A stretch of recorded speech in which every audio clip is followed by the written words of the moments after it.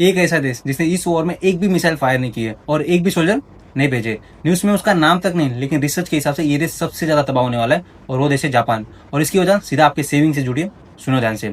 State of foremost, दुनिया का 20% oil रोज यहाँ से गुजरता है। जापान अपनी 90% एनर्जी बाहर से मंगवाता है। ऊपर से उनका डेट जीडीपी का 255% है। अगर ऑयल प्राइस बढ़ता है तो जापान के पास दो रास्ते हैं। फर्स्ट, सब्सिडीज दो जो वो अफोर्ड नहीं कर पाता है। सेकंड, रिसेशन लो जिसमें वो 30 साल से पहले से फंसा हुआ है, मतलब दोनों तरफ से फंस गया है। अब आओ अमेरिका पर, दुनिया का सबसे बड़ा ऑयल प्रोड्यूसर, लेकिन 38 ट्रिलियन का कर्जा। इंटरेस्ट रेट भरने में इस साल का 1 ट्रिलियन जा रहा है। इन्फ्लेशन रोकने के लिए इंटरेस्ट रेट बढ़ाओ तो डेट फट जाएगा।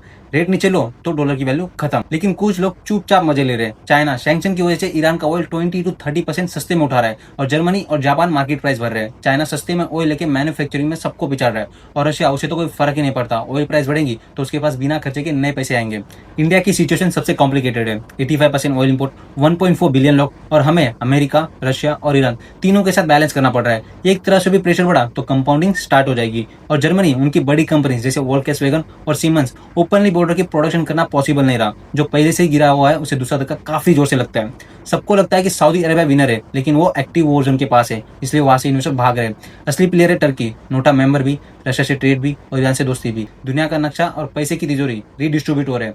आप इस पिक्चर में कहाँ खड़े हो, कमेंट में बताओ। और आप इस वक्त कौन से देश में इन्वेस्ट कर रहे हो, शेयर करो उन दोस्तों के साथ जो सिर्फ न्यूज देखते हैं, लॉजिक नहीं।